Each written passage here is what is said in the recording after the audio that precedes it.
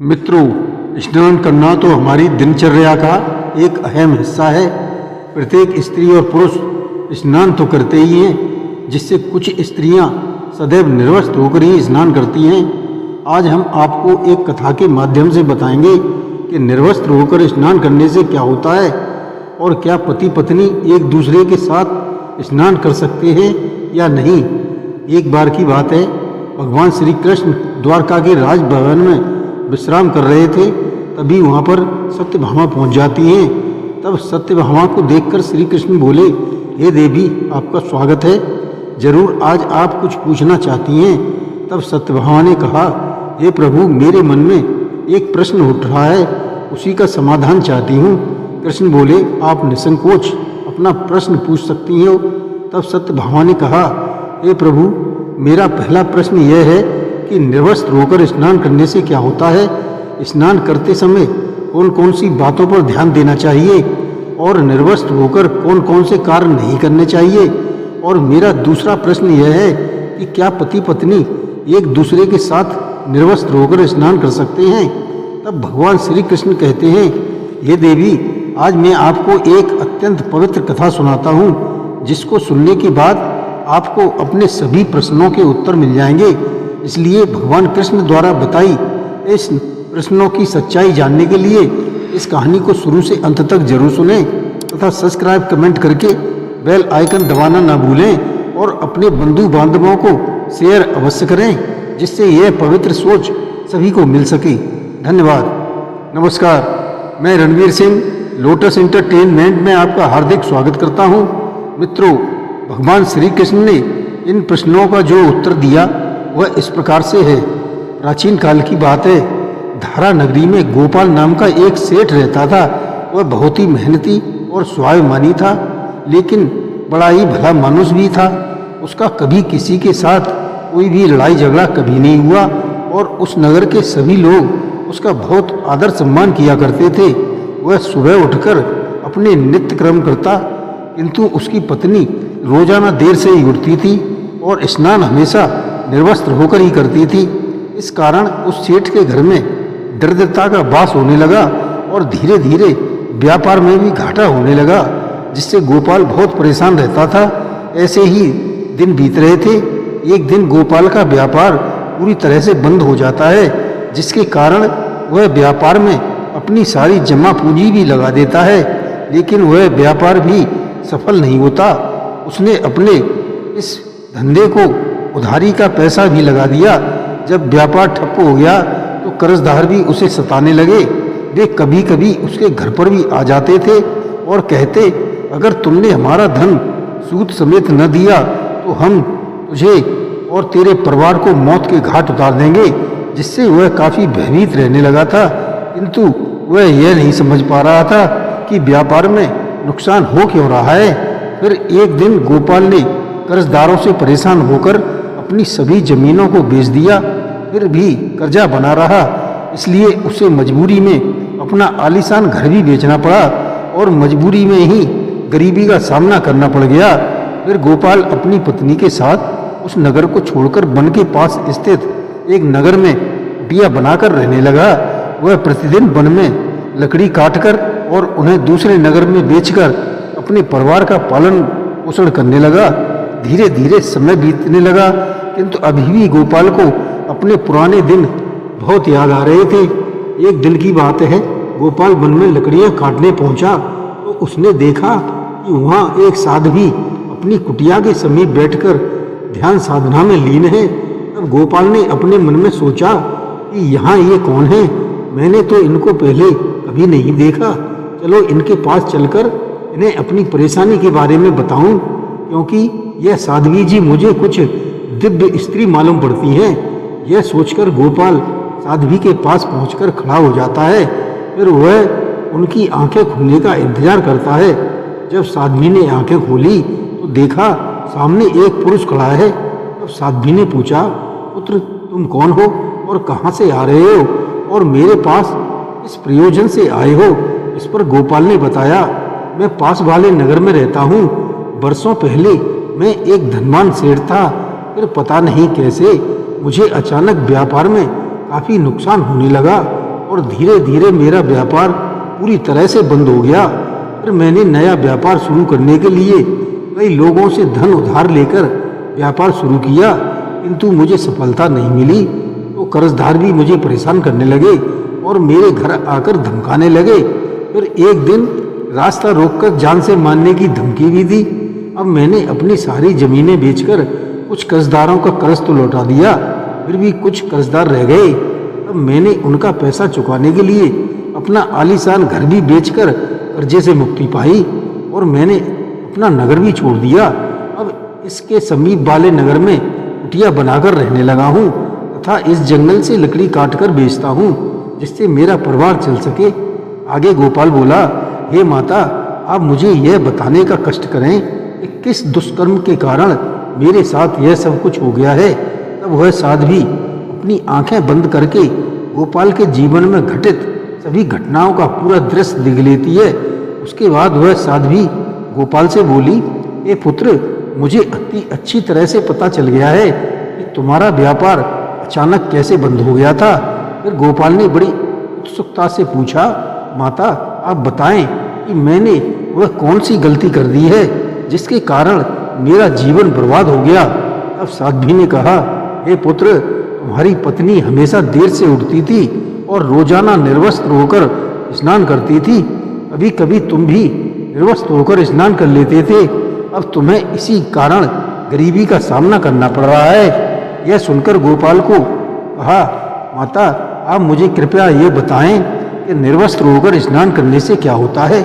निर्वस्त्र होकर स्नान करते समय कौन कौन से कार्य भूलकर भी नहीं करने चाहिए।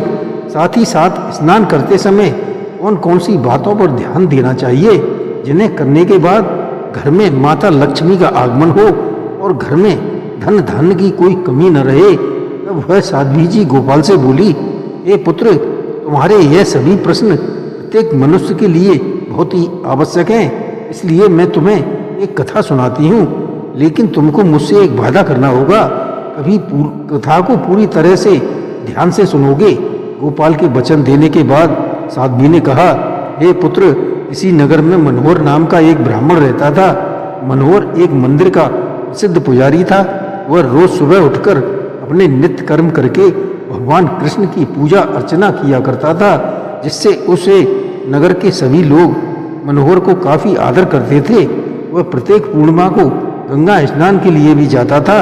एक बार मनोहर अपनी पत्नी के साथ गंगा स्नान के लिए जा रहा था। तब मनोहर ने अपनी पत्नी से कहा कि प्रिय, क्यों ना हम गंगा स्नान करने वालों की परीक्षा ले लें और हम देखते हैं कि कौन हमारी परीक्षा में सफल होता है।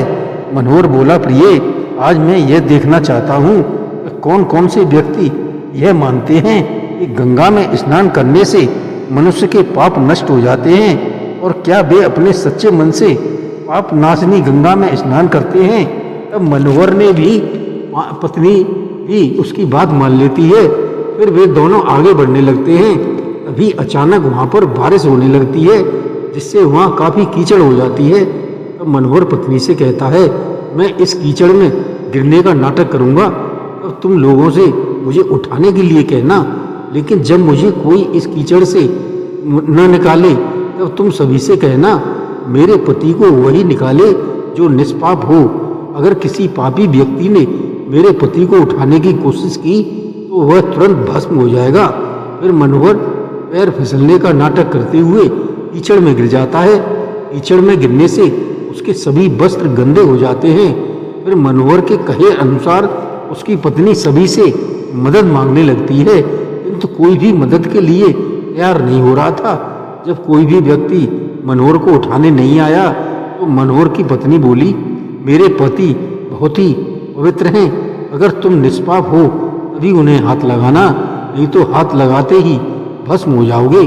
पत्नी की बात सुनकर तैयार व्यक्ति भी भयभीत हो जाता है और भय के कारण सभी वहाँ से चले जाते हैं। तब मनोहर बोला, देखा प्रिय, हमारी मदद के लिए कोई नहीं आया, क्योंकि उन्हें गंगा में स्नान करने के बाद यह भी नहीं पता कि गंगा में स्नान करने से सभी पाप स्वतः ही नष्ट हो जाते हैं। इसलिए ये सभी दुखी प्राणी हैं। वे हमें सभी कार्य सच्चे मन से करना चाहिए। उसके कुछ देर बाद एक व्यक्ति आता हुआ दिखाई देता है। अब मनोहर की पत्नी पति को कीचड़ से बाहर निकालने को कहती है। जैसे ही वह व्यक्ति हाथ लगाना चाहता है, मनोहर की पत्नी उसे रोकते हुए बोली, हे वृद्ध पुरुष, इन्हें तभी हाथ लगाना जब तुम पूरी तरह से निष्पाप हो, नहीं तो हाथ लगाते ही भस्म हो जाओगे। मनोहर की पत्नी की बात सुनकर उस व्यक्ति ने कहा, हे पुत्री, आपको मेरे निष्पाप होने में इतना संदेह क्यों है? क्या गंगा में स्नान करने से कोई पाप बचता ही कहाँ है? इतना कहकर वह व्यक्ति मनोहर को कीचड़ से बाहर निकाल लेता है।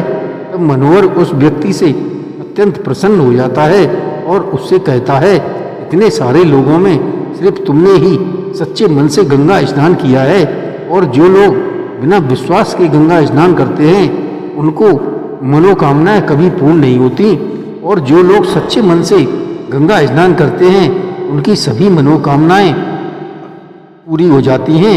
फिर वह साध्वी गोपाल से कहती है, हे पुत्र, चलो अब तुमको बताती हूँ कि स्नान करते समय कौन कौन सी बातों पर ध्यान देना चाहिए, जिसे करने से घर में माता लक्ष्मी का आगमन होता है और घर धन धान से भरा रहता है।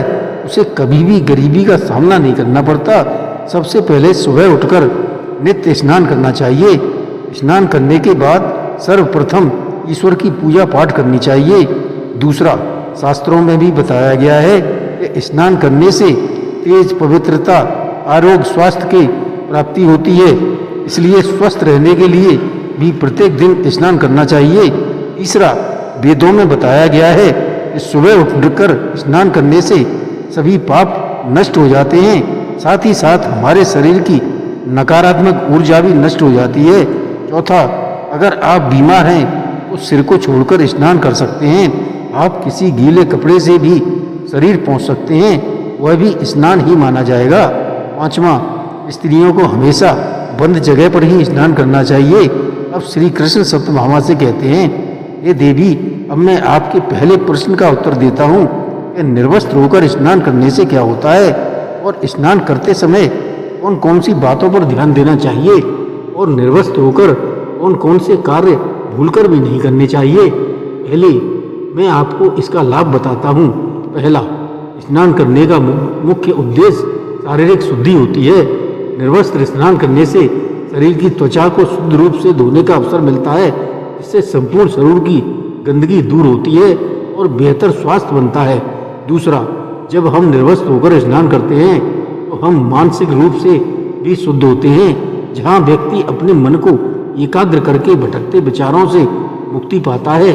तीसरा, भारतीय संस्कृति में निर्वस्त्र होकर स्नान करने से आध्यात्मिक शुद्धि भी प्राप्त होती है। यह व्यक्ति की आत्मा को ताजगी भी प्रदान करता है। वेदों में स्नान को आत्मा के शुद्धकरण के रूप में बताया गया है।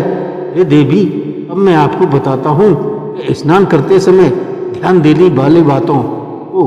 पहला, स्नान करते समय सबसे महत्वपूर्ण बात यह है कि व्यक्ति का मानसिक दृष्टिकोण सकारात्मक होना चाहिए। स्नान को एक शारीरिक प्रक्रिया से अधिक आध्यात्मिक और मानसिक शुद्धिकरण के रूप में अपनाना चाहिए। यह शांति और आत्मा की उन्नति का अवसर है। दूसरा, जल का सही सदुपयोग भी बहुत महत्वपूर्ण है। स्नान करते समय पानी का उपयोग अधिक न करें। यह न केवल पर्यावरण की रक्षा करता है बल्कि व्यक्ति को भी जल के महत्व का एहसास कराता है। तीसरा, स्नान के बाद स्वच्छ वस्त्र पहनना आवश्यक है ताकि शरीर और मन दोनों ही शुद्धता महसूस करें। कपड़े पहनने से पहले शरीर को पूरी तरह से सुखा लें ताकि गंदगी और नमी से बचा जा सके। चौथा, प्राचीन समय से यह माना जाता रहा है कि सुबह के समय स्नान करना विशेष लाभकारी होता है, क्योंकि इस समय शरीर और मन दोनों शुद्ध होते हैं। पांचवा, यदि संभव हो तो स्नान के दौरान कुछ शुभ मंत्रों का जाप करने से मानसिक शांति मिलती है। यह आध्यात्मिक उन्नति में मदद करता है और व्यक्ति को सकारात्मक ऊर्जा से भर देता है। हे देवी, अब मैं आपको यह बताता हूँ कि कौन कौन से कार्य निर्वस्त्र होकर भूलकर भी नहीं करने चाहिए। पहला, सोचें सकारात्मक, नकारात्मक नहीं, क्योंकि इससे मन बुद्धि दूषित होती है। दूसरा, किसी स्वास्थ्य परेशानी में चिकित्सीय परामर्श के बाद ही स्नान करना चाहिए, जिससे किसी भी परेशानी से बचा जा सके। तीसरा, जब आप किसी धार्मिक स्थान जैसे गंगा नदी, मंदिर या किसी पवित्र स्थान पर स्नान कर रहे हैं तो वहाँ के नियमों का पालन करना चाहिए। धार्मिक अनुष्ठानों के दौरान कोई भी कार्य निर्वस्त होकर नहीं करना चाहिए। चौथा, स्नान करते समय विनम्रता का पालन करना भी आवश्यक है। यह आत्मशुद्धि का समय होता है और स्नान करते समय शरीर और मन दोनों को सम्मान देना चाहिए। इस समय किसी भी प्रकार का अहंकार या गर्व करना मानसिक शांति के लिए विपरीत होता है। जय श्री कृष्ण।